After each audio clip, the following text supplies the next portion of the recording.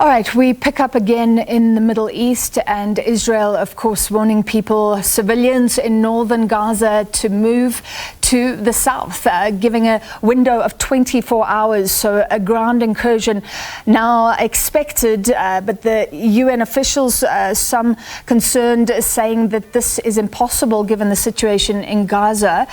For the latest on the conflict, we're joined by SABC News correspondent Sarah Coates, who's live for us in Tel Aviv.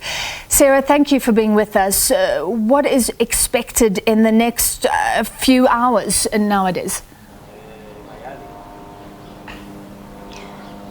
Hello there, Francis. Well, look, right now, as we go to where the Israeli newly formed war cabinet is meeting here in Tel Aviv, holding a situational assessment, which, you know, one can only make out is working out which steps to take next and what kind of timeline they need to follow. Now, as we speak, the troop build-up on the Gaza border continues. There are tens of thousands of reservists, tens of thousands of troops that have been called up to fight for their country.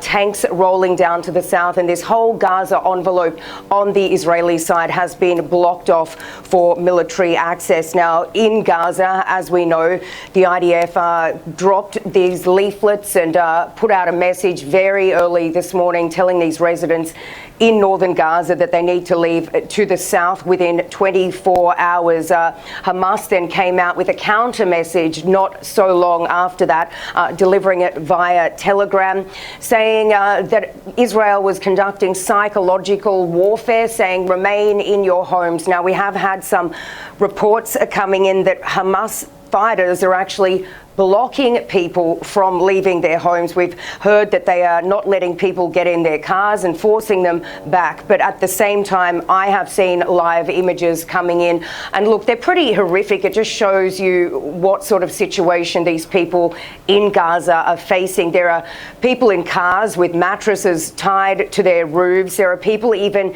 in bulldozers, and you can see all of their belongings in the front scoop of that equipment. And there are whole families, and they are being towed along by a donkey. They are sitting in a cart. So look, it is real desperation that is being seen down in the Gaza Strip ahead of this expected ground offensive. Of course, we do not know if exactly or when this will happen. That question was put to Israel's Defense Minister Yoav Gallant when he was in a press conference a little earlier with Lloyd Austin. He refused to put a time on this actual potential invasion.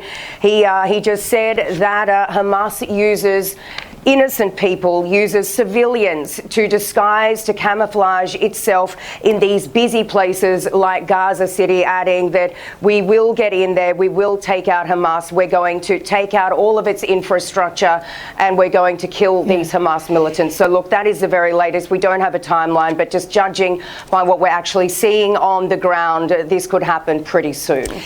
So, Sarah, among war cabinet members, in the rhetoric, are you picking up any sympathy for the innocent people? The concerned UN officials, other concerned nations like South Africa, talking about the difficulty of the elderly, of children, apparently more than 1 million children in Gaza, people moving from the north to the south in a very small time frame. When food has been cut off, power has been cut off, water has been cut off. Is there any sense of restraint because of those people that will be caught up in whatever happens? Well, look, there is so much sympathy. There's global sympathy. There's sympathy here in Israel. I just personally feel absolutely terrible for these people. Now, let me tell you, aid organizations, the United Nations, says that this announcement by Israel to get these people moving in 24 hours, it's calling that impossible. Earlier today, asking Israel to rescind that announcement, to find another way. But Israel is standing firm, saying these people must leave the north for their own safety.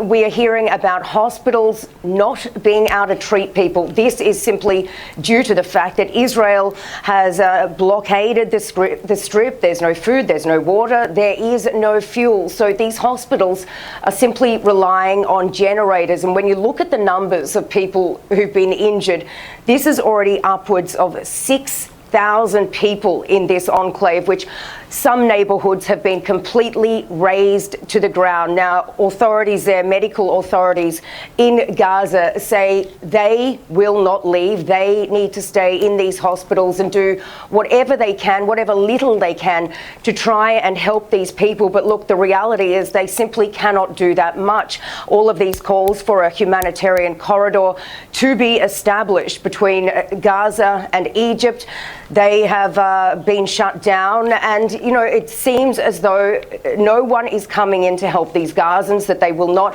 have any medical aid. And doctors there say they are simply running out of equipment, saying if a humanitarian corridor is not established, then these hospitals will turn into mass graves. So look, it is certainly a highly disturbing situation. And when you think about it, there are people in these hospitals with terminal illnesses that need electricity. There are babies on incubators, and it is a horrendous situation. The reality is a lot of people will likely die.